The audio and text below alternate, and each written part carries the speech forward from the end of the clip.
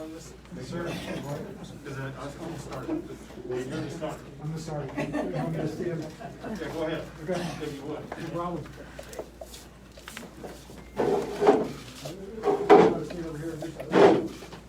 Good afternoon, everybody. My name is Dave Marcinkowski. I am a partner at a company's Madeira Residential in Quex. I'm here today wearing my volunteer hat as the chairman of the Lubbock Chamber of Commerce. And I'm joined here by several of our members representing all facets of the business community. On behalf of the Lubbock Chamber and our members, we are honored to welcome you back, Governor Abbott, to our great city. Our chamber has operated since 1913. We've been accredited at 5-star level by the U.S. Chamber of Commerce 3 times, which puts us in the top 2% of chambers across this country. Governor Abbott, we appreciate you joining us today and for all you do to keep Texas the greatest state in our country. I want to recognize a few people. State District 83 Representative Dustin Burrows. Our Mayor, Joe Pope. Steve Massey, and the Chancellor of the Texas Tech University System, Ted Mitchell. As we all know, Governor Abbott is a great friend of the business community in Texas. Governor Abbott was recently named the top conservative governor in the nation because of his achievements to rein in taxes, cut regulations, and improve education and workforce training. Under these policies and with the outstanding work of the Chamber and our members, Lubbock continues to have a thriving economy. In fact, Lubbock was recently recognized as one of the best business climates in the entire nation for mid-sized cities. This legislative session, Governor Abbott laid out a clear vision to build a brighter future for all Texans by passing laws to provide COVID-related liability protections, strengthen our power infrastructure, and expand broadband access to all Texans. Governor, these issues are at the top of our priorities as well for this session, and we thank you for your courageous leadership. The Lubbock Chamber looks forward to continue working with you and your staff to accomplish our shared goals for our community and the entire state of Texas. Please welcome, as I welcome our Governor, Greg Abbott.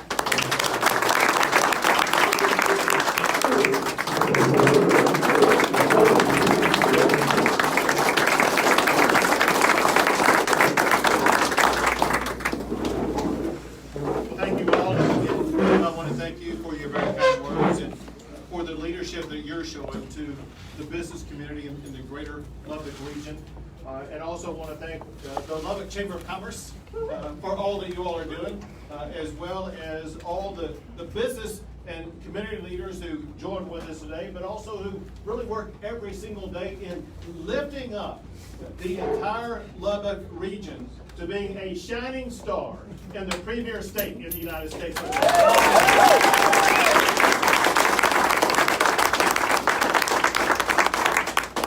You mentioned leadership in the Capitol, and any governor knows that leadership is a process of working very collaboratively with the members in the Capitol. And I do want to recognize your very own Representative Dustin Burrows for the leadership that he shows every single day in the Texas House of Representatives.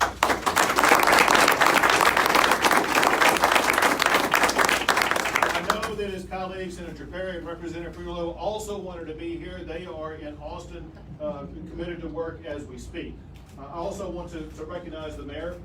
The mayor and I have worked on multiple issues, whether it be COVID-related issues or Arctic blast-related issues, whatever the case. Oh, that's not typical for you guys.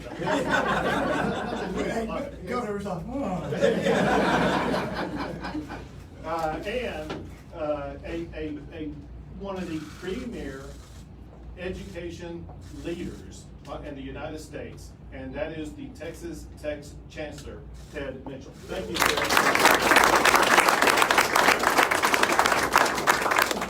And I especially want to thank Rudy Rosales.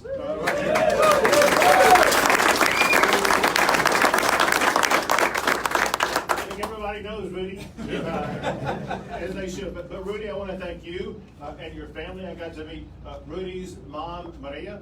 I don't know where she is right now, but Maria, I know that she's been working hard getting ready for this, as well as the entire family. So Rudy, thank you. Thank you. Thank your family. And I want to thank your employees Yes. and your staff for hosting this event at Montelongo's Mexican Restaurant.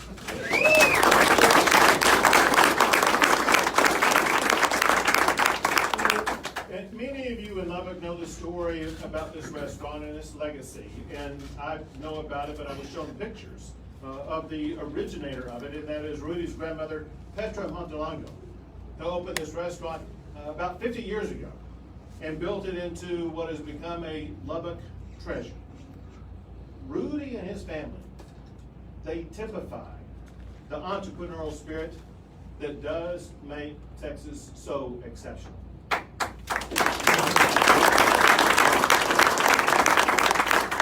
Because of people like Rudy, Texas does remain the economic engine of the United States of America. Texas has been ranked #1 in the United States for business for 16 straight years. Texas has led the nation in exports for 19 straight years. And if Texas were its own country, we would now have the 9th largest economy in the entire world.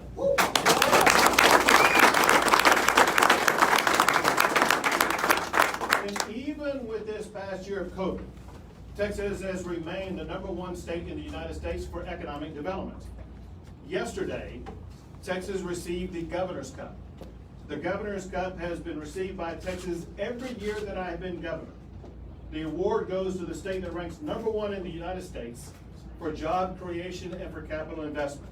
And Lubbock, Texas, bolstered that success with 12 Governor's Cup projects in 2020. Thank you.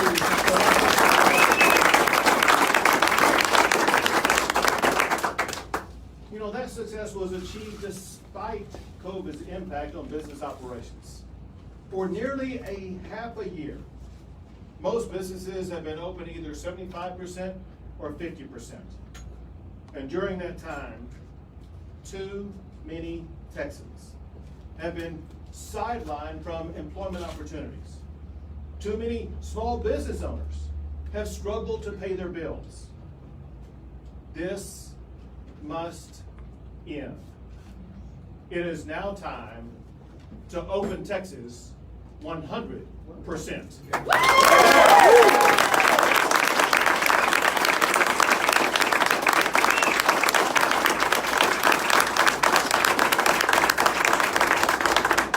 Everybody who wants to work should have that opportunity. Every business that wants to be open should be open.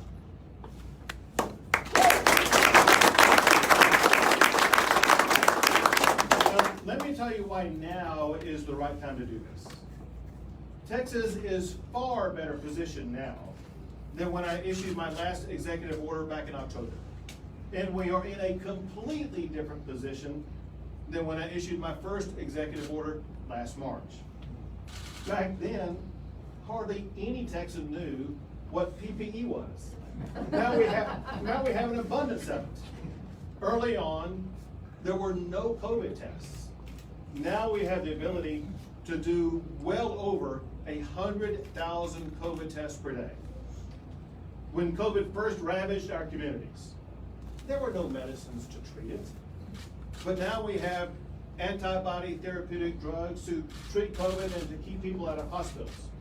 In fact, as you all know, I was with the mayor and I was with the chancellor as well as other Lubbock leaders when we formally announced the rolling out of these antibody therapeutic drugs and making them available in large-scale process to people in Lubbock as well as people across the entire state of Texas.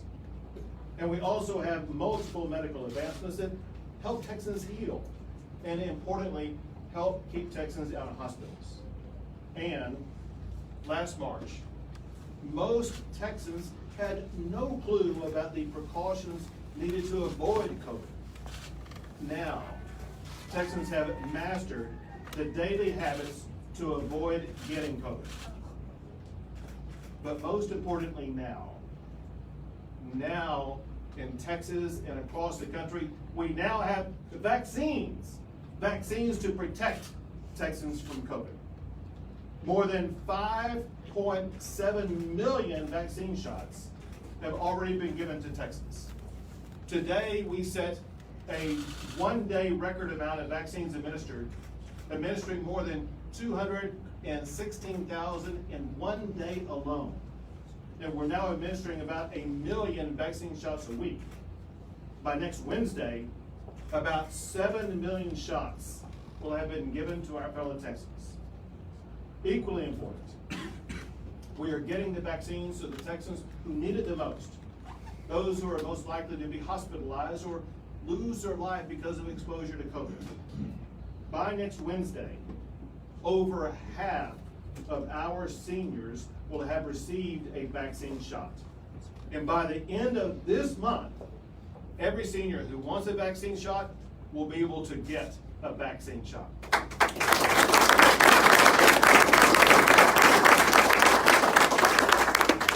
To help this effort, I have already announced a statewide program called Save Our Seniors. Along with that, I deployed more than 1,100 National Guard to assist local organizations to help our seniors get the shots they need. These efforts should ensure that we keep hospitalizations low in Texas. Importantly, the number of vaccines will continue to increase rapidly, with additional supplies of the Pfizer and Moderna vaccines, as well as the new vaccine that's come out by Johnson & Johnson, which is a one-shot vaccine that Texas began administering today in the state of Texas. In fact, get this, the vaccine supply is increasing so rapidly, Texas will soon expand the categories of people who are able to get them, and some medical professionals say that within a few months, every Texan who wants a vaccine shot will be able to get a vaccine shot.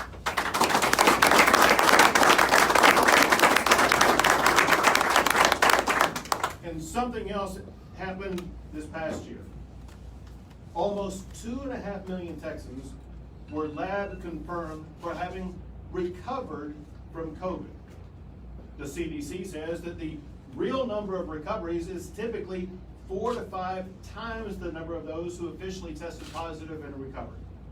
Mathematically, what that means is that approximately 10 million Texans, or really more, have recovered from COVID and have the proven ability to beat the disease. Now, all of these advancements and events have led to remarkable improvements. Hospitalizations are the lowest that they have been in 4 months. The number of active COVID cases is the lowest since November and is less than half of what it was just a month ago. That means that far more Texans are recovering from COVID than contracting it. Also, today is the lowest positivity rate we've had in 4 months. We have been under 10% positivity rate for days now. Today, we're now under 9% positivity rate in the state of Texas. But make no mistake, to be clear, COVID has not suddenly disappeared. COVID still exists in Texas, in the United States, and across the globe. But it is clear from the recoveries, from the vaccinations, from the reduced hospitalizations, and from the safe practices that Texans are using, that state mandates are no longer needed.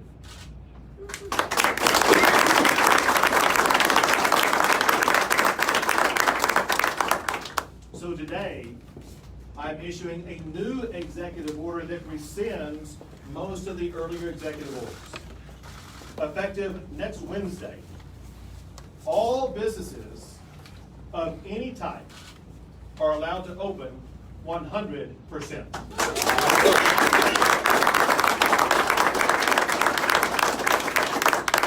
That includes any type of entity in Texas.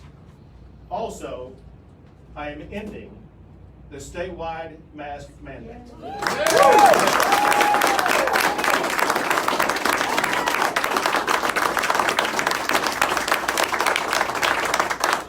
Now, despite these changes, remember this: removing state mandates does not end personal responsibility or the importance of caring for your family members and caring for your friends and caring for others in your community. Personal vigilance to follow the safe standards is still needed to contain COVID. It's just that now state mandates are no longer needed. To stay safe, Texans should continue following medical advice on preventing COVID, just as they do on other medical issues. That's exactly how Texans were able to deal with infectious diseases in the past, like H1N1. They followed safe practices, and they got medical treatment when it was needed. For a year now, Texans have wrestled with COVID, and they have learned best how to conduct their own lives. For example, if businesses want to limit capacity or implement additional safety protocols, they have the right to do so. It is their business, and they get to choose to operate their business the way they want to. At this time, however, people and businesses don't need the state telling them how to operate.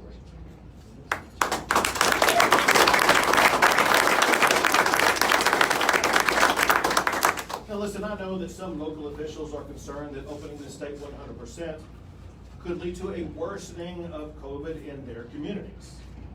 And my executive order addresses that concern. If COVID hospitalizations in any of the 22 hospital regions in Texas rise above 15% of the hospital bed capacity in that region for 7 straight days, then a county judge in that region may use COVID mitigation strategies in their county. However, under no circumstance can a county judge put anybody in jail for not following COVID orders. And no penalties can imposed for failing to wear a face mask. Also, if restrictions are imposed at the county level, all entities must be allowed to operate at least a 50% capacity. More importantly though, we believe that there will not be the threshold met at hospitalizations for county judges to even consider implementing those strategies, because Texas will continue working collaboratively with all counties to speed the vaccination process. So putting this all together, Texas is doing more than ever to save lives and to reduce the spread of COVID. We must now do more to restore livelihoods and normalcy in the lives of Texans. We will continue to grieve for all who have suffered through this pandemic, and we will always mourn the loss of all lives. We are relieved that Texas now has better tools and more knowledge than ever before to help our fellow Texans combat COVID. Today's announcement does not abandon the safe practices that Texans have mastered over the past year. Instead, it's a reminder that each person has their own role to play in their own personal safety, as well as in the safety of others. It's a reminder that individual safety is managed every day as a matter of personal responsibility rather than by government mandate. Individual responsibility is a corollary to individual freedom. We can have both.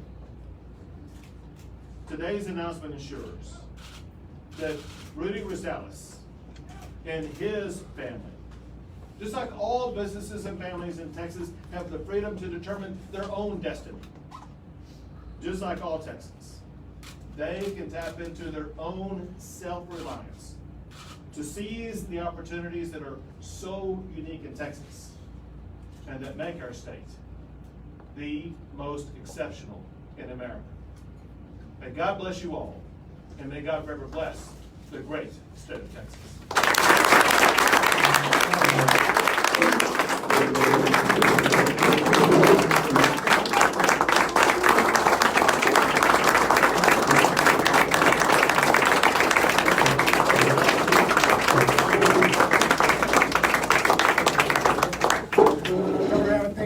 much, again, for coming to Lubbock. Rudy, great job. Thanks so much for your gracious hospitality. And thank you all for coming. We are adjourned.